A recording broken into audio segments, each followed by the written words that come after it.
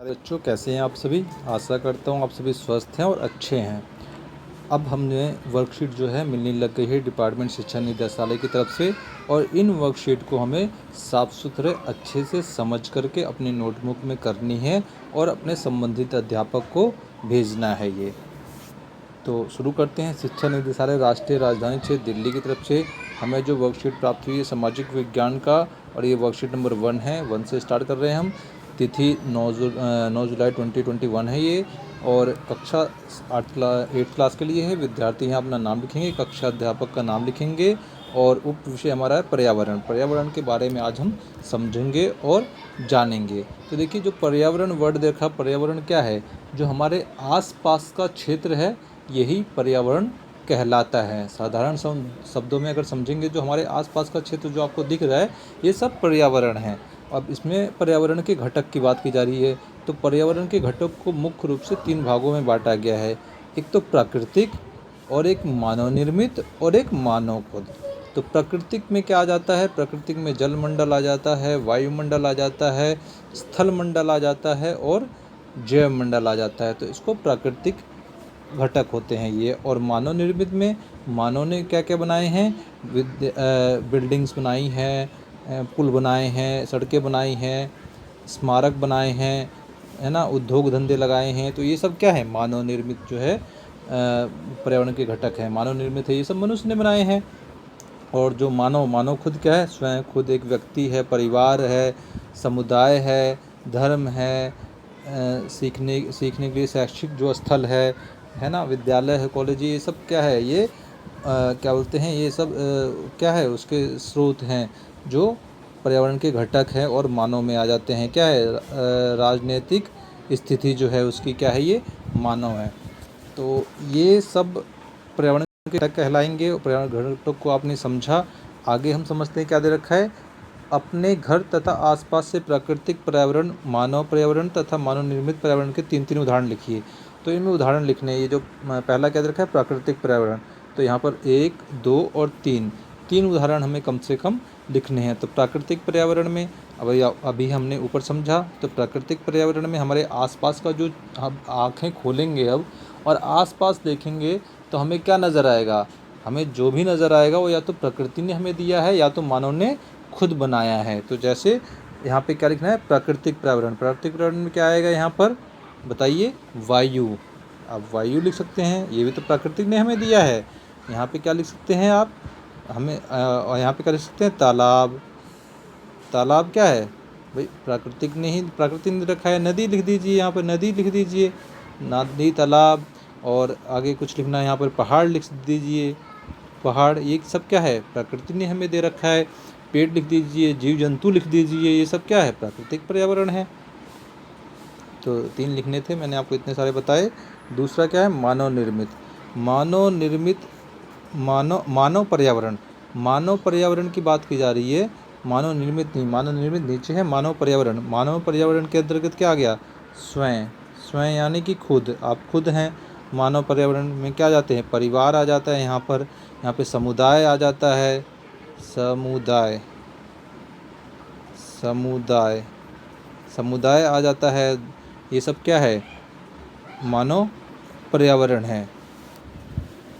इसके आगे अगला क्या दे रखा है?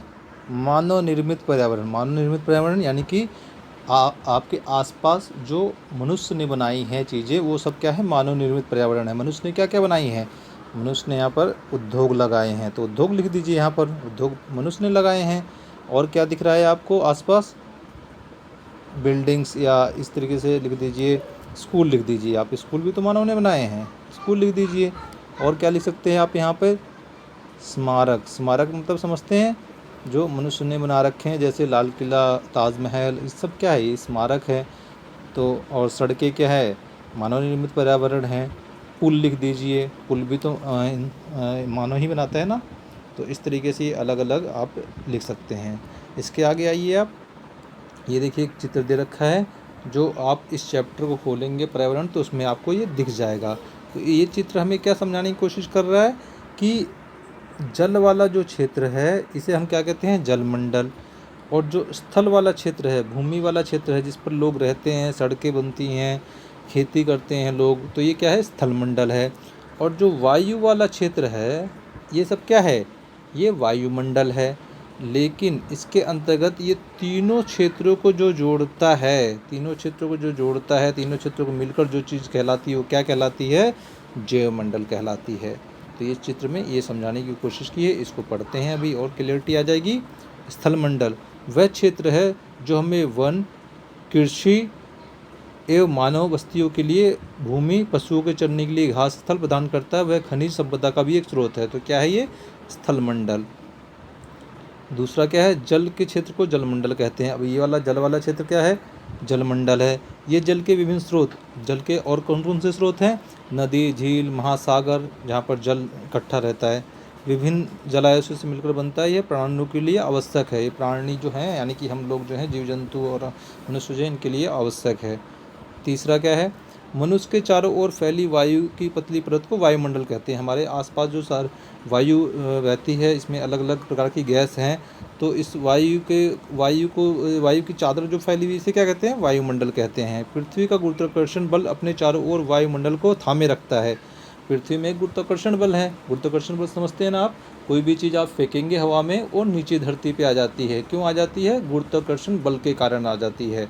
तो इसी वजह से ये जो वायु है ये थामे हुए है गुरुत्वाकर्षण बल, जिसकी वजह से जीवन संभव हो पा रहा है। सूर्य की झुलसाने वाली गर्मी और हानिकारक किरणों से हमारी रक्षा करता है। कौन करता है, वायु की जो क्या बोलते हैं, वायु जो फैला हुआ है डायरेक्ट हमारे पास नहीं आ पाता ना, सूर्य की रोशनी, जिससे हमारी रक्षा करता है सूर्य की झुलसाने वाली गर्मी से। पादप एवं जीव जंतु मिलकर जैवमंडल या सजीव संसार का निर्माण करते हैं। यह पृथ्वी का वह संकीर्ण क्षेत्र है जहाँ पर स्थल, जल और वायु मिलकर जीवन को संभव बनाते हैं। तो यानी कि ये वाला क्षेत्र जिसमें स्थलमंडल, जलमंडल, वायुमंडल तीनों आ जाते हैं, इसे क्या कहते हैं, हम जैवमंडल कहते हैं। ठीक है, जैवमंडल या सजीव संसार कह सकते हैं, तो जैवमंडल कहलाता है। तो इस तरीके से इसको आपने समझा और आगे मिलान करते हैं, जिससे और ज़्यादा आपको समझ में आ जाएगा। निम्नलिखित के सही जोड़े बनाइए। स्तंभ ए, स्तंभ बी के मिलाना है। इसमें सबसे पहले क्या लिखा है, पढ़ते हैं। इसमें क्या लिखा है, पृथ्वी को घेरने वाली वायु की चादर। पृथ्वी, अब देखिए, जैवमंडल, वायुमंडल, जलमंडल और पर्यावरण, इनको आपने समझा और इनको अब मैच करना है सही चीज़ों से। तो पहला क्या लिखा है, ये पृथ्वी को घेरने वाली वायु की चादर। अब पृथ्वी को आपके आसपास पृथ्वी की जो पृथ्वी पर चादर है वायु की घेरे हुए हैं ना, तो उसे क्या कहते हैं, इसको मिलान किससे करेंगे, वायुमंडल से। और दूसरा क्या है, जलीय क्षेत्र। जलीय क्षेत्र को क्या कहते हैं, जलीय क्षेत्र को जलमंडल कहते हैं। वह, तीसरा क्या लिखा है, वह संकीर्ण क्षेत्र जहाँ स्थल, जल एवं वायु परस्पर क्रिया करते हैं। तो यहाँ मैंने बताया था ना, वायु, जल, स्थल जहाँ परस्पर क्रिया करते हैं, क्या कहलाता है ये, जैवमंडल। वेरी गुड, जैवमंडल कहलाता है। और चौथा हो गया, हमारे आसपास का क्षेत्र क्या हो गया, ये पर्यावरण। हमारे आसपास का क्षेत्र पर्यावरण। तो ये आसान सी वर्कशीट, आशा करता हूँ आपको समझ में आई होगी और आपको काफ़ी मज़ा आया होगा इसको पढ़ने में, समझने में। इसको अपने नोटबुक में कीजिए साफ़ सुथरा और अपने संबंधित अध्यापक को भेजिए, चेक कराइए। और कोविड का एक संदेश है यहाँ पर, कोविड से बचने के लिए नियमित रूप से अपने हाथों को साबुन से धोइए, जिससे आप सुरक्षित रहेंगे। सुरक्षित रहिए, खुश रहिए। धन्यवाद।